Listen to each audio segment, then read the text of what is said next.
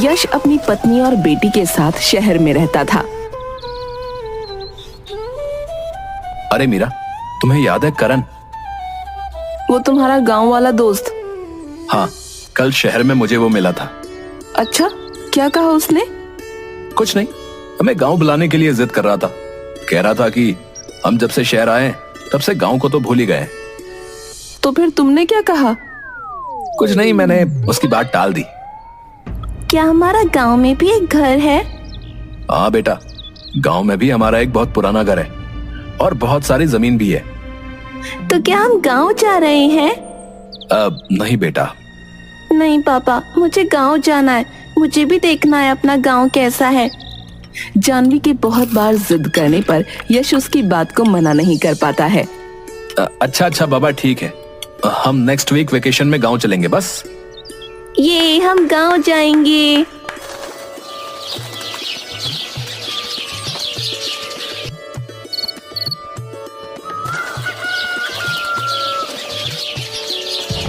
अगले सप्ताह यश और उसका परिवार गांव के लिए निकल जाता है। पापा, ये अपना गांव है? और अपने छोटे से कैमरे से एक तस्वीर निकालती है। वाह, ये तो बहुत सुंदर है और शहर से तो कितना अलग है। अरे बेटा, गांव ऐसे ही होते हैं। अच्छा मीरा, मैं करण को भी फोन कर देता हूँ ताकि वो हमारा रहने का इंतजाम कर दे। कुछ देर बाद यश और उसका परिवार गांव पहुंच जाते हैं।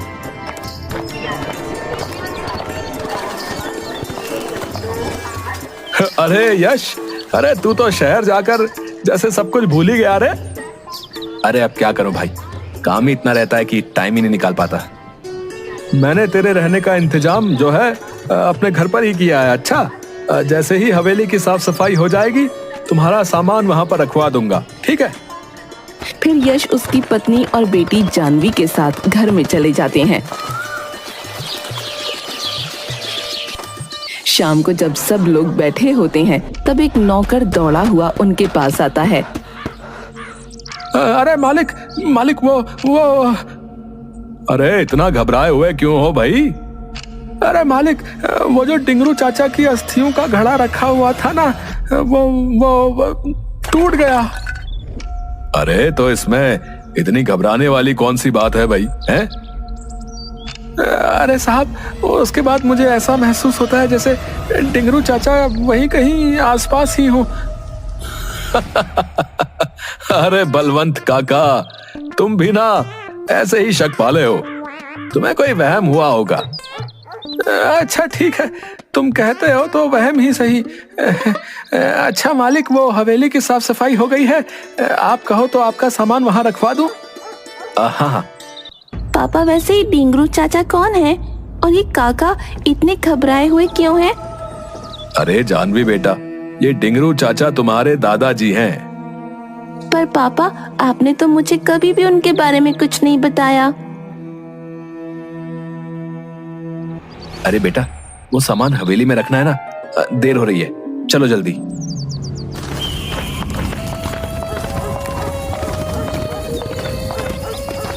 हवेली पहुंचते ही उन्हें एक अजीब सा एहसास होता है। अरे वाह, इतना बड़ा घर, मैं पूरा घर देखकर आती हूँ। अरे आराम से। हवेली तो बिल्कुल वैसी ही है जैसे 8 साल पहले थी। हाँ बिल्कुल करण भैया, आपने तो हवेली का बहुत अच्छे से ध्यान रखा है। अरे भाभी, सिर्फ हवेली का ही नहीं, मैंने आपकी जमीन और बगीचों का भी बहुत अच्छे से ख्याल रखा है। हाँ पता है, तभी तो गांव की सारी जिम्मेदारी तुझे सौंपकर मैं शहर में आराम से रह रहा था। जानवी घूमते हुए उस कमरे में पहुंच जाती है जहाँ पर उसके दादाजी की अस्थियां थीं। अरे ये क्या है? लगता है बलवंत चाचा इन्हीं अस्थियों के बारे में बात कर रहे थे। बलवंत चाचा भी ना बच्चों की तरह डरते हैं। अब देखो, मैं डर रही हूँ क्या? नहीं ना। और अस्थियों को साफ करने लगती है और वहाँ पड़े एक पुराने कलश में अस्थियां रख देती है। तभी जानवी को ऐसा लगता है जैसे उसके पीछे से कोई हवा की झोंके की तरह निकला हो। वो पीछे पलटकर देखती है तो कोई नहीं था। तभी लाइट बंद हो जाती है और तेज हवा की वजह से फिर से अस्थियों वाला लोटा गिर जाता है। जानवी अचानक डर जाती है। Mummy, mummy! बेटा जहाँ हो वहीं खड़ी रहना, हमारे हैं ऊपर। जानवी वहीं खड़ी रहती है। अचानक बिजली कड़कने लगती है और जानवी जब खिड़की की तरफ देखती है तब उसे कोई सिगार फूंकते हुए दिखाई देता है। जानवी डरते हुए उसके पास जाती है। कौन? तब तक मीरा और यश भी वहां पहुंच जाते हैं और कमरे का दरवाजा खोलता है। जानवी मीरा के गले लिपट जाती है। जानवी बेटा तुम डरो मत। तब तक लाइट भी आ जाती है। माँ मैंने वहाँ किसी को देखा। जानवी को ऐसे घबराया देख क्या हुआ बच्चा, तुम इतनी घबराई हुई क्यों? पापा वो। क्या हुआ? अरे कोई भी तो नहीं है वहाँ। जानवी वहीं पर बेहोश होकर गिर जाती है। जानवी बेटा, क्या हुआ तुम्हें? लगता है इतनी दूर के सफर से थक गई होगी। यश जानवी को उठाकर उसके कमरे में जाकर लिटा देता है। इसे थोड़ी देर आराम करने देते हैं। तुम दोनों भी थक गए होगे तो जाकर आराम करो। अगर किसी चीज की जरूरत पड़े तो मुझे बुला लेना। अच्छा। करण वहां से चला जाता है और मीरा और यश भी अपने कमरे में जाकर आराम करते हैं। रात के 9 बजे जानवी को होश आता है। तब वो देखती है कि डिंगरू चाचा उसके सिरहाने बैठे हैं और उसके माथे को सहला रहे हैं। जानवी उन्हें देखकर डर जाती है। आप? तभी मीरा वहां पर आ जाती है। अरे जानवी बेटा क्या हुआ? ओ मम्मी। हाँ क्या हुआ बेटा?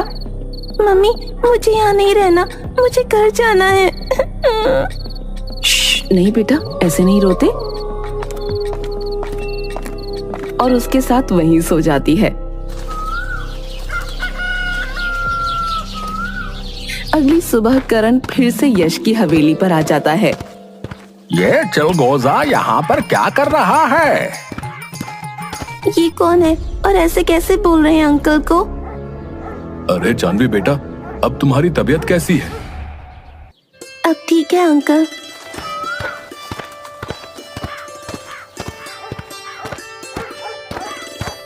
अच्छा यश, तुमने मुझे एक प्लॉट के लिए पूछा था ना? मैंने उस प्लॉट के मालिक से बात कर ली है और उसके डॉक्यूमेंट भी रेडी करवा लिए हैं। तुम चाहो तो अभी साइन कर सकते हो। अरे शुभ काम में देरी किस बात की? अरे नालायक, तुझे अभी भी अच्छे और बुरे में फर्क करना नहीं आया।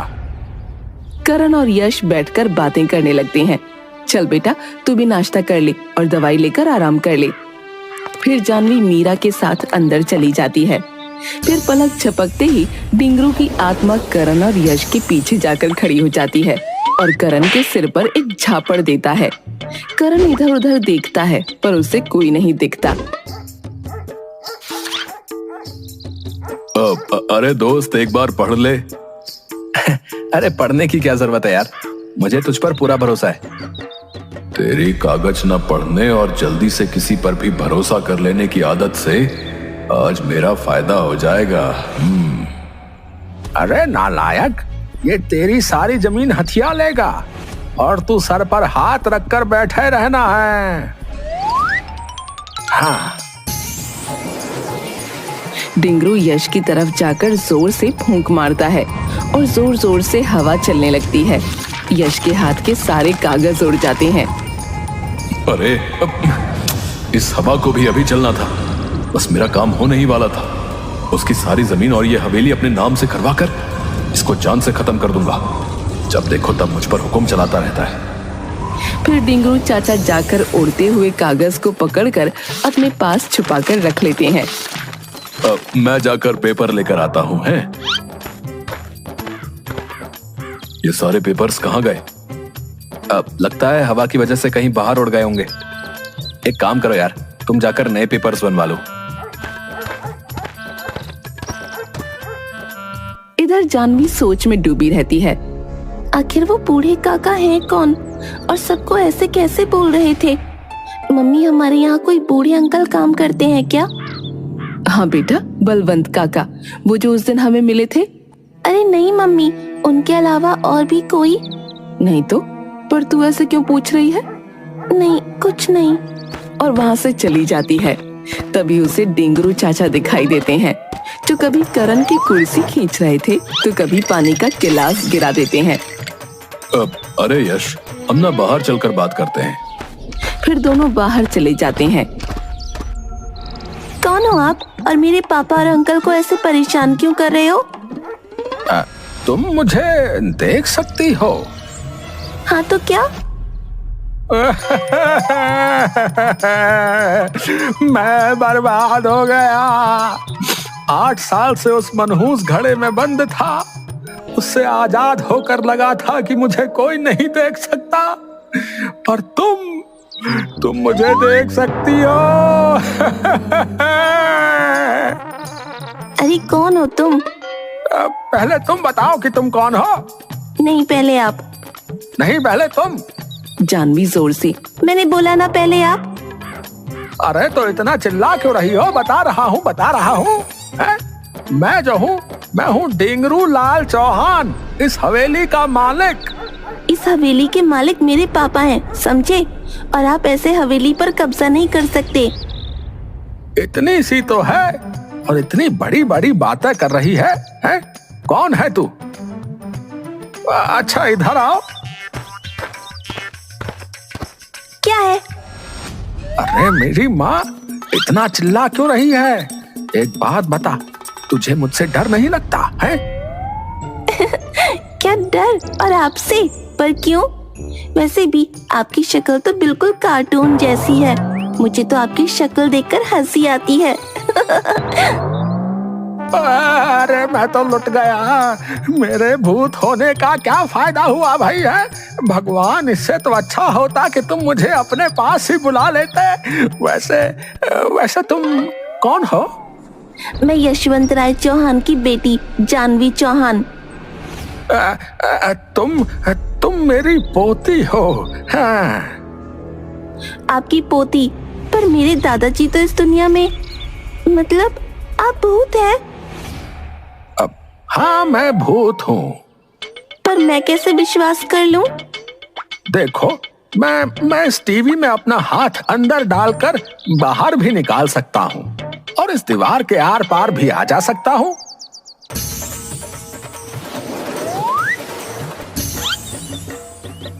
क्या आप सचमुच मेरे दादा के भूत हो? पर आपकी फोटो तो नहीं है, और आप भूत कैसे बने? बेटा, जब इंसान की मौत समय से पहले हो जाती है तब वो भूत बनकर भटकता रहता है। तो फिर आप मरे कैसे? मेरी मौत के पीछे तुम्हारे माँ बाप का हाथ है। क्या मम्मी पापा? हाँ, उन दोनों की वजह से ही मेरी आत्मा आज भटक रही है। उन दोनों ने जमीन के कागजात पर दस्तखत करवा लिए और फिर मुझसे गलत सलूक करने लगे। तेरी माँ ये मुझसे घर का काम करवाती और खाना भी नहीं देती और बीमार होने पर मेरा इलाज भी नहीं करवाते। एक दिन जब तुम्हारे मामा और मामी आए तब मैंने उनसे पहले खाना खा लिया। इस बात से गुस्सा होकर तेरी मम्मी ने मुझे घर से बाहर निकाल दिया। मैं 10 दिन तक भूख से तड़प तड़प कर मर गया बेटा। और ये तो कुछ भी नहीं, मरने के बाद इन्होंने मेरी अस्थियां तक विसर्जित नहीं की। मेरे मरने के 1-2 दिन बाद ही ये गांव छोड़कर चले गए। डिंगरू की बात सुनकर जानवी की आंखों में आंसू आ जाते हैं। मम्मी पापा ने आपके साथ ऐसा किया, मुझे यकीन नहीं होता। अच्छा वैसे मुझे एक बात बताइए, आज जब करण अंकल प्लॉट के पेपर लेकर आए थे तब आप पापा को साइन करने से क्यों रोक रहे थे?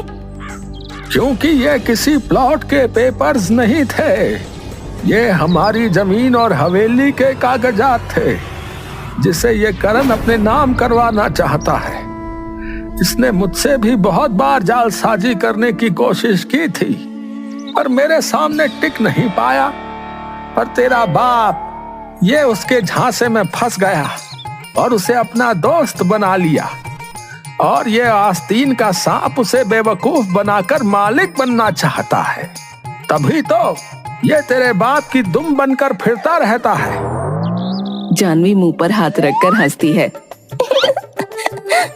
तुम्हारा बाप ऐसे नहीं मानेगा। इसके खिलाफ हमें कोई ठोस सबूत जमा करना पड़ेगा। वो सब छोड़िए, पर पहले आप मुझे अपना गांव दिखाइए। ठीक है, चलो मेरे साथ। हाँ, 1 मिनट, मुझे अपना कैमरा भी साथ में लेने दीजिए। फिर डिंगरू चाचा और जानवी दोनों गांव घूमने निकल जाते हैं। उन्हें आते हुए शाम हो जाती है। रास्ते में करण का घर आता है। डिंगरू वहीं रुक जाता है। अरे क्या हुआ दादाजी, आप रुक क्यों गए? बेटा तू यहीं रुक, मैं अभी आता हूँ।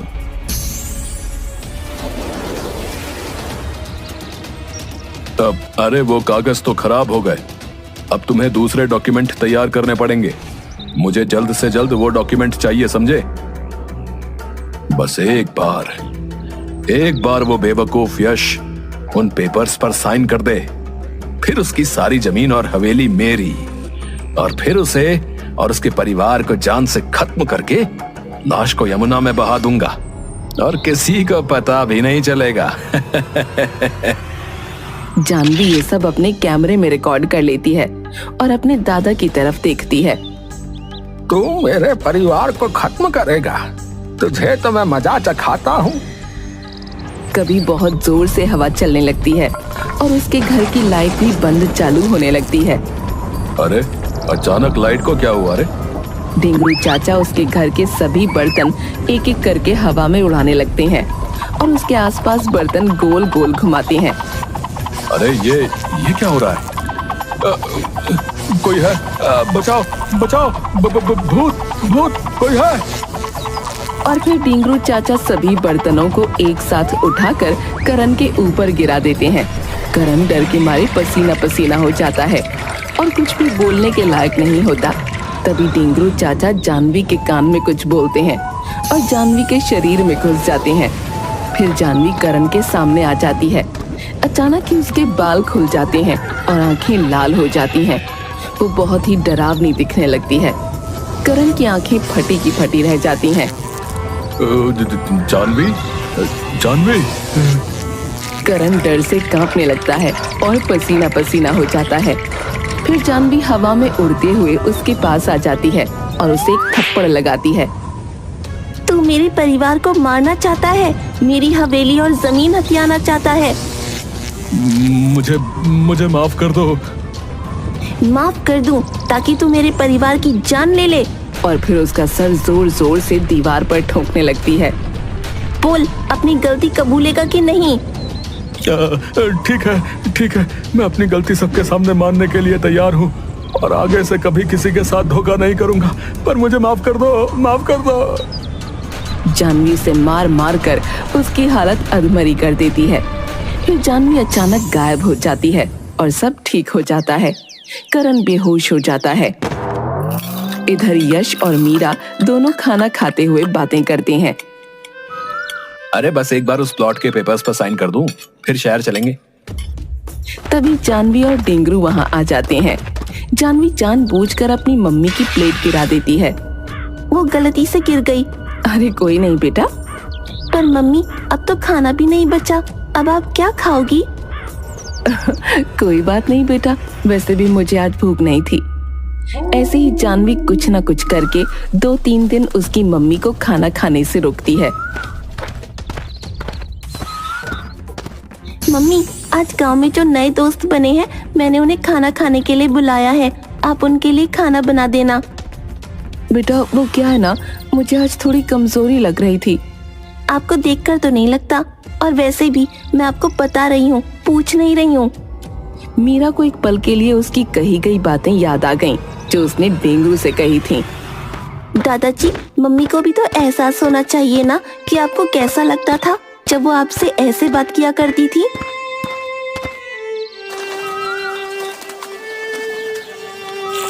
मीरा सभी के लिए स्वादिष्ट खाना बनाती है। भूख के कारण उसे चक्कर आ रहे थे। फिर मीरा थोड़ा सा खाना प्लेट में लेकर खाने लगती है। जानवी उसे देखकर उसकी प्लेट फेंक देती है। ये खाना मैंने मेरे दोस्तों के लिए बनवाया था, आपके लिए नहीं। बेटा बहुत सारा खाना बचा है, तुम्हारे दोस्तों का काम हो जाएगा। तभी यश वहां आ जाता है। जानवी, ये कोई तरीका अपनी मम्मी से बात करने का? अच्छा, तो जब मम्मी दादाजी से ऐसी बात करती थी तब तो आपको उनका तरीका गलत नहीं लगा था? मीरा और यश दोनों चुप हो जाते हैं। आप दोनों ने दादाजी के साथ कितना बुरा सलूक किया था, लेकिन वो मरने के बाद भी आप दोनों की फिक्र करते हैं। यश और मीरा दोनों एक दूसरे की तरफ देखने लगते हैं। और जिसे आप अपना सबसे अच्छा दोस्त समझते हैं वो तो आ ढिंगरू की तरफ देखती है। आस्तीन का सांप। हाँ, वो तो आस्तीन का सांप है। फिर जानवी उन्हें अपने कैमरे की रिकॉर्डिंग दिखाती है। तभी करण हाथ पैर में पट्टी बांधे वहां आ जाता है।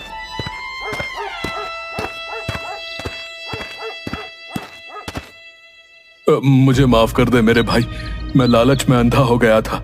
जानवी बेटा, तुमने मेरी आंखें खोल दी। अब मैं किसी से भी धोखा नहीं करूंगा।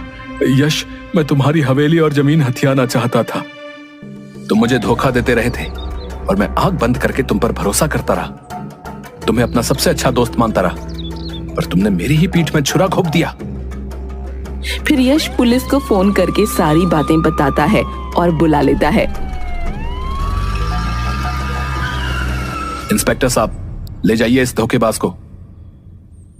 दोस्त, मैंने कभी तेरे बारे में अच्छा नहीं सोचा, लेकिन एक बात कहूं, तू जानवी को किसी तांत्रिक के पास जरूर ले जाना। अरे चल चुपचाप चल। पुलिस करण को ले जाती है। पर जानवी, तुम्हें इस करण की असलियत का पता कैसे चला? फिर जानवी यश और मीरा को सारी बातें बताती है। फिर दोनों को अपनी गलती का एहसास हो जाता है। बापूजी, हमें माफ कर दीजिए। मैं दिल से आपसे माफी मांगता हूँ। हाँ बापूजी, जब जानवी मेरे साथ ऐसा बर्ताव कर रही थी तब मुझे समझ आ गया कि आपको मेरे ऐसे व्यवहार से कितना बुरा लगता होगा। हो सके तो मुझे माफ कर देना। ठीक है, हैं? अब ज्यादा इमोशनल ब्लैकमेल करने की जरूरत नहीं है, समझा? दादाजी ने आपको माफ कर दिया है।